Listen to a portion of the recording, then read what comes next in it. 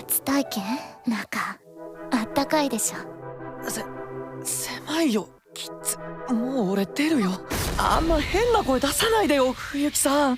도쿄에서 막 홋카이도로 전학 온 소년, 오늘의 주인공 츠바사. 평생을 도시에서 살아왔기에 그는 이 설경에 큰 감명을 받게 되는 얼어뒤질 뻔했는데요. やばいぞ冬の北海道。この時期の北海道に引っ越しは失敗だったんじゃないか父さん。 그렇게 다시금 도시를 그리워하며 할머니 집으로 향하던 그때 저 땡이 버섯?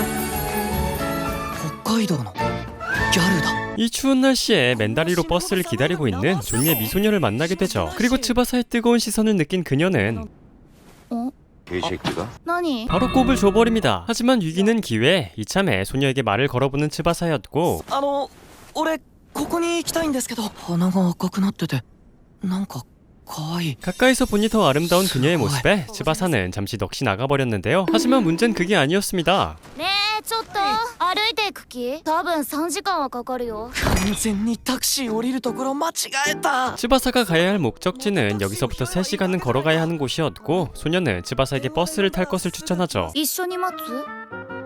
バスあと5分で来るよ。いやー助かった。 하지만 소년 츠바사의 말투를 보자 이쪽 도민이 아닌 것을 단박에 알아차렸고 도쿄에서 왔다는 이야기를 듣자 관심을 보이기 시작하는데요. したっけ東京に比べたらなまらは嫌でしょや北見なんてさ。うちらのことダサいとか思ってるっしょ。むしろ好きです。 사실 츠바사 또한 도시에서 촌스러운 사람에 가까웠습니다. 그렇게 이 고유한 도시의 분위기가 썩 나쁘지 않게 다가왔죠. なんか君いいね。そういえば何歳なの16歳です。学校はどこ来るの北陵高校です。 게다가 나이뿐만 아니라 학교까지 같았던 소녀였고 둘의 거리는 급속도로 좁혀지기 시작하는데요. 柔らかいものが当たっておる。この筆はだって寒いんだもん。どうしよう肌水でだ。 햇반가족. 닥쳐 이 병신 새끼야! 도저히 종잡을 수 없는 그녀의 행동. 처음 겪어보는 일들에 찐따의 마음은 설레고 있었는데요. いい反応すんね君。綺麗だ。ちょっとやめれよそういうの。 찐따의 전형적인 특징이죠. 바로 급발진을 밟아버린 츠바사. 이건 제가 잘 압니다. 이러면 바로 여자는 도망가는 것. わ嫌なんだけど。 씨바. 뭐 그렇게 꽁냥된 사이 버스는 도착했고 아쉬운 마음에 츠바사는 그녀의 이름을 묻는데요. 君名前は？冬木みなみ。したっけ学校でね。冬木みなみか。 그렇게 미나미란 이름을 마음속에 새겨두고 츠바사의 홋카이도 생활이 시작됩니다. 근데 뭐 하나 까먹지 않았나요? バスに乗るの忘れた。同じクラスだといいな。 그렇게 전학 첫날 츠바사의 옆자리에는 미나미가 있는 게 당연한 수순이었고 同じクラスだったね。こんなありきたりな偶然起きるか。 첫날부터 미나미의 지리는 플러팅은 계속되는데요. うち冷え性で2枚重ねて使ってるんだ。今日1日貸してあげるよ。 그리고 이 찐따 같은 츠바사의 내면에는 冬木さんのぬくもりが残ってる。冬木さんに包み込まれているような。 뜨거운 테스토스테론이 흐르고 있었죠. 게다가 ブランケットありがとう。助かったよ。匂い嗅ぐの？うちと翼のが混ざっちゃったね。 미나미는 사춘기 소년의 마음씨에 불을 질러버립니다. 그렇게 방과 후 미나미는 담요를 빌려준 담례를 받는다는 핑계로 츠바사를 집으로 초대했고 明日うち来る？ほら東京のこととかもっと聞きたいし。なんだこの展開は。うち来たくない。 안 가면 병신이죠. 얼떨결에 다음날 츠바사는 만난 지 이틀 만에 외간 여자의 집에 초대받게 되죠. 女の子の家に遊びに来たの人生初だ。ドサンコギャル恐るべし。 그렇게 들어선 미나미의 집에는 いらっしゃい。 지리는 복장으로 반겨주는 미나미가 있었는데요. 今日うちの親いないんだ。 자, 이 심상치 않은 대사 그리고 심상치 않은 발재간 게다가 ちょっと着替えてくる。や落ち着くんだ俺。っぱ服選ぶのめんどくさいしもうこれでいいや。 이건 모르는 제가 봐도 야스각 아닙니까? 설상가상 같이 보려고 가져온 츠바사의 DVD에서도 야스신으로 분위기는 달아오르고 있었죠. 그렇게 얼마의 시간이 흘렀을 때 やばいって冬木さん。 메시 싸대기 후릴 발재간으로 미나미는 츠바사의 두 공을 컨트롤하기 시작했는데요. 하지만 お腹いっ 츠바사의 오해와 달리 미나미는 잠꼬대를 했을 뿐이었습니다. 그리고 혼자 음란마귀의 시인 자신에게 현타가 온 츠바사는 미나미가 일어나자 집으로 향할 채비를 하기로 하죠. 気持ちよさそうに寝てたから起こすの悪いかなって。それじゃあ暗くなってきたし俺帰るよ。 하지만 잠이 깨고 정신이 돌아오자 자신의 실수를 깨달은 미나미였고 うち気づいたら寝ちゃってた。 사과를 위해 츠바사에게 달려온 미나미였지만 츠바사의 귀에는 사과는 들려오지 않았습니다. なんつう格好で外出てんの。風邪ひくって。 그리고 그런 츠바사의 상냥한 모습에 미나미의 얼굴은 붉어져가기 시작했죠. ねえ翼、お腹空いちゃった。うちがお詫びにおごってあげるから。おいしい。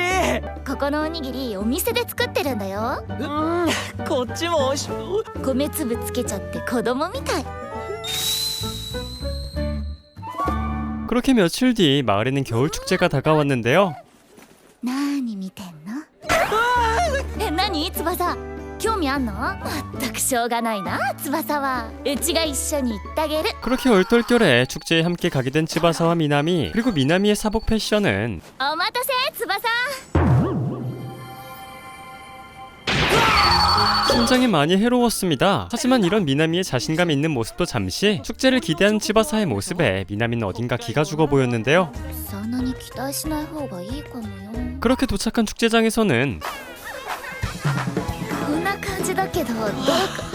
早く見に行こう。 걱정했던 것과는 달리 아이처럼 기뻐하는 츠바사였고 그 모습에 덩달아 미나미도 기분이 좋아져 버렸죠. 写真撮ろっと。したっけさ。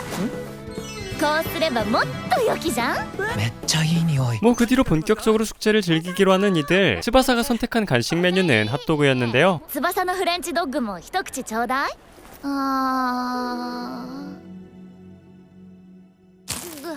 저만 쓰레기 아니죠. 俺って関節キ。みんな翼くらい分かりやすかったら可愛いのにね。 뭐 어쨌든 그 뒤로도 다양한 체험과 함께 축제를 즐긴 이들이었고 츠바사는 훗카이도란 이 도시의 매력에 빠져가고 있었는데요. 冬木さんと来れてよかった。実は今日ちょっと心配だったんだ。翼にこんなもんかってがっかりされないかなとかさ。だけど全然いらない心配だったし、北海道がもっと好きになった。翼が楽しそうだとなんか嬉しくなるんだよね。 하지만 너무 신나버렸던 탓일까요? 미나미는 발이 꼬여버리고 말았고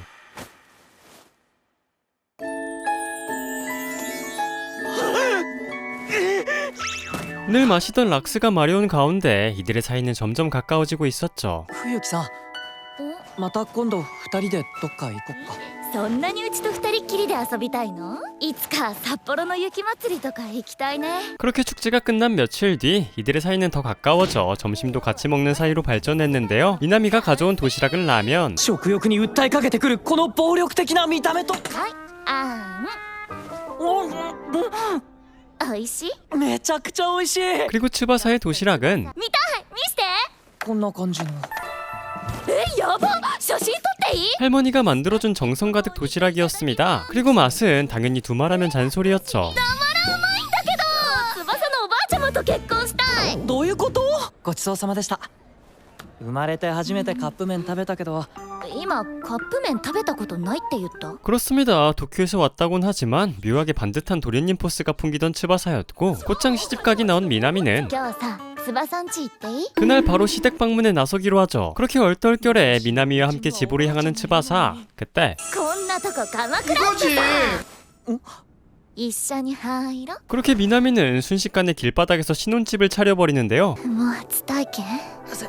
狭いよ冬木さ中あったかいでしょ。ん。もう俺出るよ。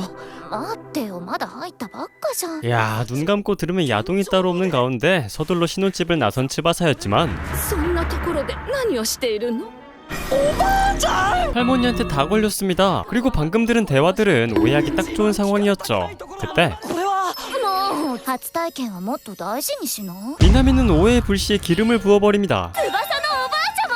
そういえばおばあちゃまが作った翼のお弁当をちょこっともらったんですけど、毎日そんな手料理が食べられる翼がマジ羨ましい。 하지만 할머니 눈에는 불량해 보이는 미나미가 영 마음에 들지 않는 모양이었고 翼とはどういうご関係なのかしら？友達。ただのクラスメイトで冬木さん 할머니에게 혼나고 싶지 않았던 이 개찐따 쓰레기 호랑 말고 족밥 머저리는 미나미를 그저 행인일 취급을 해버리고 말죠. ごめんなさいね冬木さん。この後大事な用があるのでここで失礼するわね。冬木さんごめんおばあちゃんは派手な交友関係を嫌う人だし 하지만 いや普通に待ってなんだけど 눈 내리는 날에 우산을 쓰면 미끄러졌을 때 위험하다며 할머니를 걱정해준 미나미였고 거기에 더해 미나미는 미끄럽지 않은 안전한 길로 안내하겠다는 안내역 역할을 자처하는데요. あんなに美味しい料理が作れるんだもんおばあちゃまの手は大事にしなくっちゃ 그리고 츠바사가 했던 서운했던 말도 애교로 녹여버린 미나미였죠. ただのクラスメイトに怒ることなんかないしあいやあれは大切な友達だと思ってる翼うちのこと大切なのめっちゃ恥ずかしいな 그렇게 도착한 츠바사의 집 그리고 미나미의 감대로 츠바사네 집은 어마어마했는데요. 물론 천진난만한 미나미의 모습에 생각이 복잡했던 할머니였지만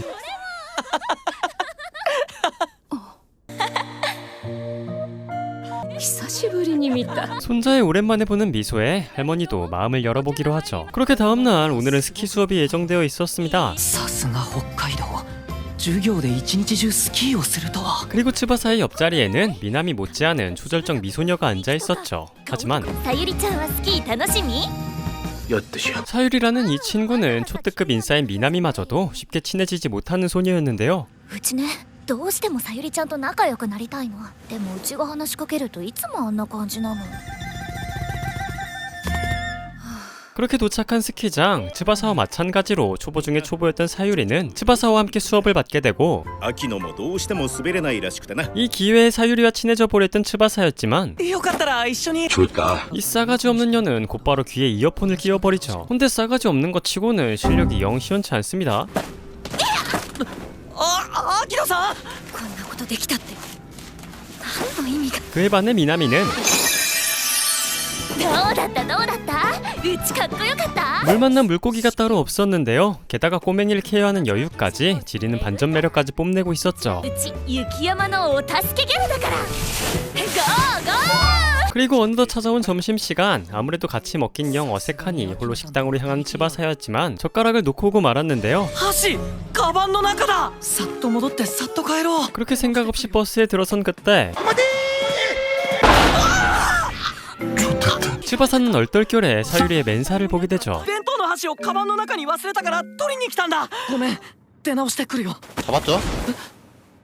ご飯食べながらでいいから取りま話そう。 뭐 의도하진 않았지만 그렇게 사유리와 이야기할 기회를 얻게 된 츠바사. 사실 그녀는 시니컬한 게 아니라 사람들과 얘기하는 게 어색한 소심한 소녀였습니다. 그리고 그녀는 태생적으로 몸에 땀이 많다고 하는데요. 昔から汗かいてるの恥ずくて運動全般避けててさ、さっきみたいにスキーの練習頑張ったら汗拭いてるとこ見られたりするんだよね。 그리고 척 봐도 착해 보이고 친구도 많이 없어 보이는 전학생인 츠바사였기에 사유리는 처음으로 누군가에게 자신의 마음을 털어놓게 되죠. 또한 그녀의 반전 매력은 여기서 끝이 아니었는데요. やっぱりアップデ通知だ。何それタブレット 화려한 외모와는 다르게 그녀는 게임 덕후였습니다. ちょっとやってみ。いやわかんない マジでやったことないんだね。 그리고 여자라면 다 좋은 우리 츠바사는 처음 보는 적극적인 사유리의 모습에 얼굴을 붉히기 시작했죠. 急にこんな来られてもうざいよな。私さ、距離感つかむ前に惹かれるか怖がられんだよね。マジでダメだな私。そんなことないよ秋野さんのことが知れてよかったよ 그렇게 게임을 같이 하는 것을 시작으로 둘의 사이는 점점 가까워지기 시작했고 어느덧 함께 시간을 보내다 보니 점심시간은 끝나버렸는데요.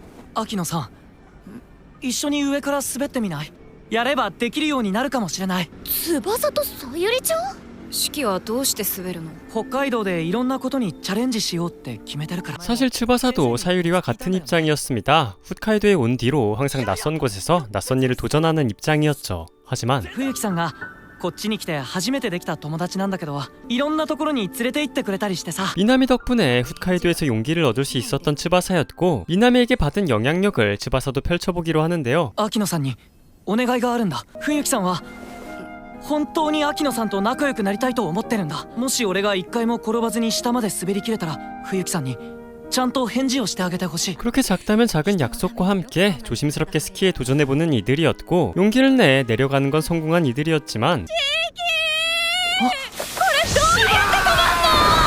秋野さん足をハの字に 생각지도 못한 상황과 함께 큰 사고로 이어질 수도 있던 그 순간 さゆりちゃん大丈夫雪山のお助けギャルがついてるから。 멋지게 등장한 미나미와 함께 사유리는 자신의 힘으로 무엇인가를 처음으로 해내게 되죠. 平気本当に全然痛くなかった。二人とも大丈夫？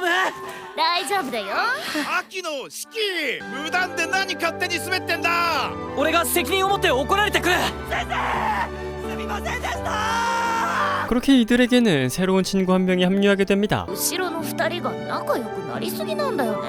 二人とももっとうちのことカマチョなのに。 그렇게 다음날 평소와 같은 등굣길에 나선 츠바사. 하지만 오늘의 날씨는 영 평범하지 않았는데요. 雪が顔に当たる。冷たい通り越して刺さってる。ほぼもうそうなんだこれ。 그렇게 츠바사는 견딜 수 없는 추위에 삶을 포기해가고 있을 무렵 ああ、走馬灯が見える。さよなら俺の人生。こんな吹雪いてるのに歩きはわや。あのよ。いいから早く乗んな。 때마침 등장한 미나미 덕에 츠바사는 목숨을 연장합니다. 그런데 あけまる何も遠慮しないで自分家みたいにくつろいじゃって。お姉さんじゃなくてお母さん。 저는 아무래도 이쪽이 더 취향인 것 같습니다. この子が最近ミーがよく話すお城みたいな家に住んでるお坊ちゃまだっけ。もっとちゃんとメイクしてくればよかった。 그렇습니다. 미나미의 어머님도 여우 중에 여우였는데요. 何その慌てっぷり。スキー授業で普段使わない筋肉を使ったから。翼とはあんまり激しい運動できないね。ミーは体力あるからね。一日中ぶっ通しでも平気だもんね。 착한 생각합시다. 아무래도 미나미의 그 발랄한 매력은 어머니로부터 물려받은 듯했죠. 翼くんうちのパパに似ててめんこいんだもん。ママ久々にキュンキュンしちゃう。勢いが怒涛すぎてどう反応していいかわからない。 그렇게 홋카이도에서의 불편한 점을 늘어놓는 모녀. 그리고 이 이야기를 가만히 듣고 있던 츠바사는 ブーツとかコートとか冬長いから副題がやばい。二人とも今のままで十分綺麗だけど。 유부녀 마음에 불을 질러버립니다. 전 이 친구의 장래가 제일 기대됩니다. ありがとうございました。本当に助かりました。じゃあね翼早く教室に避難するよ。こんなに吹雪いてるのになんだか春だね。 그렇게 우여곡절 끝에 도착한 교실. 평소 운동을 안 하던 사유리 또한 근육통으로 고생하고 있었고 やっぱり秋野さんも筋肉痛。初心者クラスの私らには負荷がでかすぎた。二人ばっか仲良しなのずるい。うちも今から筋肉痛になる。 미나미의 귀여운 질투와 함께 셋은 방과 후 백화점에서 시간을 보내기로 하는데요. あー気をつけて。そこでグレネード。 그렇게 사유리의 특기인 게임도 같이 하고 화장품도 같이 사며 셋은 점점 돈독해지기 시작하죠. 冬木ってさマジでいいやつだな。学校で変に突っかかったりしてごめんな。ああ、そろそろ帰らなきゃだね。帰る前に翼とさゆりんと3人でさ。 그리고 그날 밤 영어 숙제를 하고 있던 츠바사에게 지리는 포상이 찾아오는데 通話出るべきだろうか。もしもし。見えてる？おーい。冬木さん、お風呂でいつもより打点高え。 그 다음 씬은 제가 보여드릴 수 없는 게 아쉬울 뿐입니다. 慣れないことはするもんじゃないな。どうした？のぼせた？ちょびっとね。 그렇게 다음날 노래방에서 방과후 시간을 즐기는 이들. 寝台の勇気でいたら大好きだよ。 이쁜데 노래도 잘하네요. 뭐 그렇게 미나미의 공연이 끝나고 반 친구들은 곧 있을 발렌타인 이야기가 한창이었습니다. いやー俺チョコとか全く興味ないわ。ギリチョコくらいならあげてもいいよ。冬木さんも誰かにあげたりするのかな。 사실 미나미는 매해 발렌타인데이 수제 초콜릿을 만들어 친구들에게 돌리는 것으로 유명했는데요. 去年は何個作ったんだっけ？60個くらい？冬木さんはみんなに配ってるのか。なんで俺安心して。 그리고 사유리 또한 다가오는 발렌타인에 어쩐지 생각이 많아 보였죠. したっけ解散。バイバイ。じゃあね。 그렇게 다음날 어쩐 일인지 사유리는 백화점에 와 있었는데요. 그때 さゆりん？やだ！ヤッホー！さゆりんもなんか買いに来たの？うちはチョコの材料を買いに来たんだよ。コスメ買いに来たんだよ。 갑작스럽게 등장한 미나미 덕에 예정에도 없던 화장품을 사게 된 사유리. 하지만 여기까지 와서 화장품만 사고 돌아갈 순 없는 노릇이었기에 うちそろそろチョコの材料買いに行くね。私も一緒に買う。いや勘違いすんなよあれだぞお前とかにあげるチョコだからな 뭐 그렇게 지레 찔린 사유리와 함께 초콜릿 쇼핑을 마친 이들. 그리고 사유리는 초콜릿을 만들기 전 미나미에게 돌직구 질문을 던져버립니다. 冬木冬木は式にガチのチョコあげないのいやだって仲いいからいやごめん急に 뭐 이 질문은 결국 어영부영 넘어가 버리고 말았고 그날 밤 이들은 각자의 발렌타인 초콜릿 만들기 한창이었는데요. 그리고 한 번도 초콜릿을 만들어 본 적 없던 사유리를 위해 미나미의 전화 강의가 시작되죠. まずはチョコを包丁で細かく刻むんだよ鳥間それをボウルに入れて湯煎するの 그 뒤로도 미나미의 1대1 강의 덕에 사유리의 초콜릿도 손쉽게 마무리되었는데요. さゆりんは誰のこと考えながら作ってるのずっと気になってたんだけど翼の 그때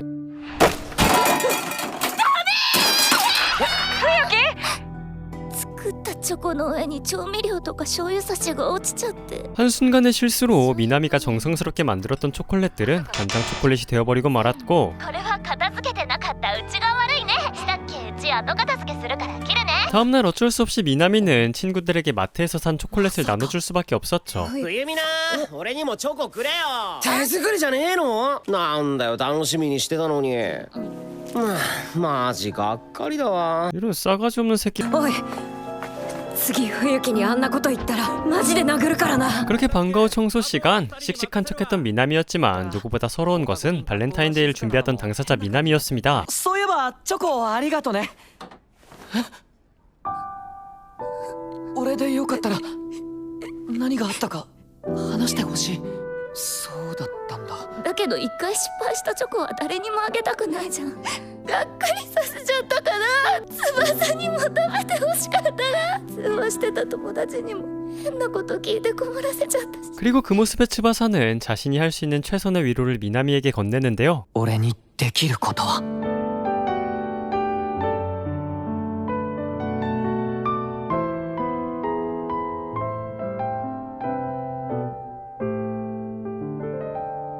冬木さんがカラオケで歌ってた曲冬木さんにはたくさん元気をもらってるからこの曲大好きなんだ聞くと元気出るじゃん 그리고 그런 츠바사의 배려에 미나미도 다시 기운을 차리게 되죠. つばちゃんイケメンか 그리고 이 이야기를 몰래 듣고 있던 사유리 또한 冬木に約束したろ友チョコもうチョコ 위로와 함께 자신이 만든 초콜릿을 미나미에게 건넵니다. 式ほらこれ俺にもさっきのピアノかっこよかったぞ 피아노 배우러 갑시다. 翼もさゆりんからもらってるいいねいいねチョコパしようチョコパ 그렇게 언더 시간은 더 흘러 이들에겐 기말고사가 찾아왔고 こないだ中間終わったと思ったらもう期末か 시험 공부를 하나도 안 했던 미나미는 다 같이 모여 시험 공부를 하자 제안하는데요. うちで勉強会しないでなんで私まで 그렇게 도착한 미나미의 집 그리고 츠바사는 이미 두 번째 방문이었죠. 式ってなんつうかちゃっかりスケベだな 하지만 츠바사 또한 미나미의 방에 들어가는 건 처음이었기에 변태라는 오해가 억울하기만 했는데요. 女子の部屋に入るなんて初めてだここで冬木さんは毎日過ごしてるんだもんな着替えたり 이젠 안 억울해졌죠. しっかりスケベ 뭐 그 뒤로 미나미가 가져온 다가와 함께 시험 공부를 준비하는 이들. 하지만 미나미의 집중력은 영 좋지 못했고 発火の生産量世界の 70% だったんだってすごいけど全然テスト範囲じゃないし 결국 이렇다 할 공부는 하지 못한 채 수다만 떨다 츠바사는 통금 시간에 늦어버리고 말았는데요. 門限過ぎてるごめん俺も帰らないと 그렇게 서둘러 문 밖을 나서려던 그때 唐揚げよ 저는 이쪽 취향이 맞는 것 같습니다. 뭐 어쨌든 늦은 츠바사를 위해 차로 데려다 주기로 하는 어머님. 그리고 츠바사는 어머님에게 생각지도 못한 얘기들을 듣게 되죠. そういえばミーから聞いたよピアノ上手なんだってねバレンタインの日あの子いろいろあって落ち込んでてさ 그날 풀이 죽은 미나미를 걱정했던 어머니였지만 미나미는 예상치도 못한 웃음꽃과 함께 집으로 돌아왔다며 츠바사에게 감사 인사를 전합니다. 조금씩 홋카이도의 사람들에게 동화되어 가기 시작한 츠바사. 과연 츠바사는 이 낯설기만 한 홋카이도에서 잘 적응해 갈 수 있을까요? 지금까지 도산코 갸루는 참말로 귀여워였습니다. いつも頑張ってる君にママからのご褒美頑張ります